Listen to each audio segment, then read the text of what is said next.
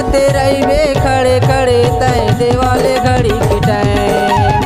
देखते रहिबे खड़े खड़े तय देवाले घड़ी की टाइम। संझा बिहनिया खड़े मझनिया, संझा बिहनिया खड़े मझनिया, देता हटूरा लाए। देखते रही हूँ खड़े खड़े मैं देवाले घड़ी की टेम। देखते रही हूँ खड़े खड़े मैं देवाले घड़ी की टेम।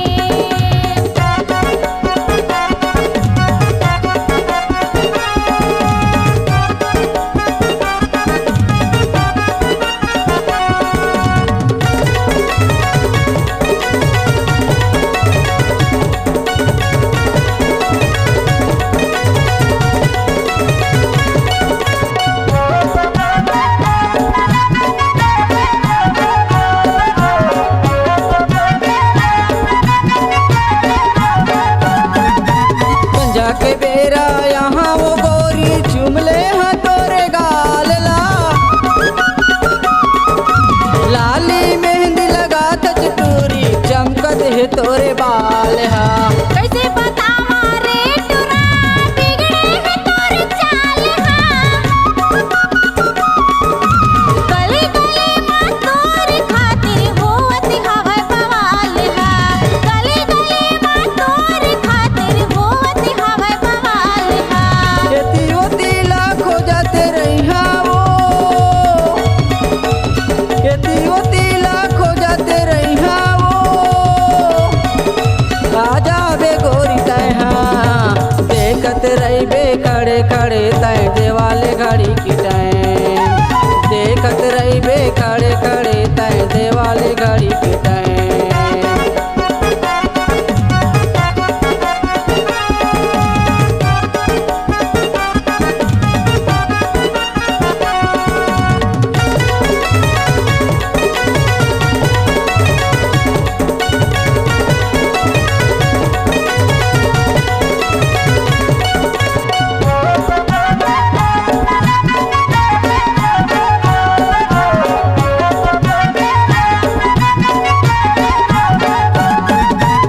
करके मझनिया आबे वो गोरी 12 बजे दिन के। तबे तो मोला खुशी हुई तोर संग टूरी मिल के। तै हाँ मोला पैसा देबी 1000 गिन के।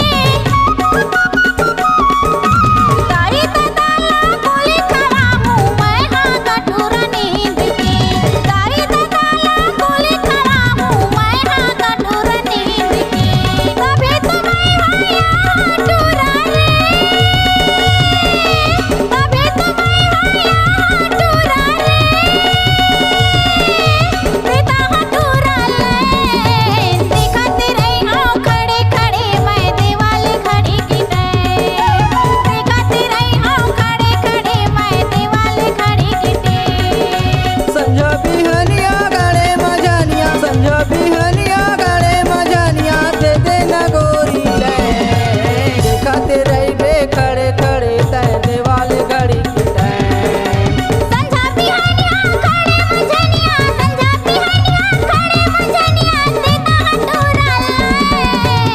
देखते रही हूँ खड़े खड़े मैं देवाले घड़ी की टेम।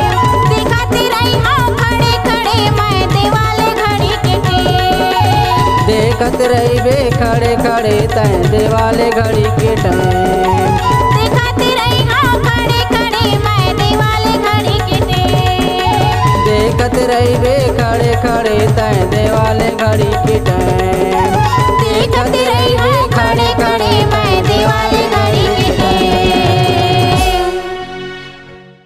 अगर आप अपनी आवाज को एक नया आयाम देना चाहते हैं तो चले आइए मल्टी ट्रैक डिजिटल रिकॉर्डिंग के लिए संपर्क करें HK म्यूजिक कंपनी, कोटा डबरी, चांपा, छत्तीसगढ़।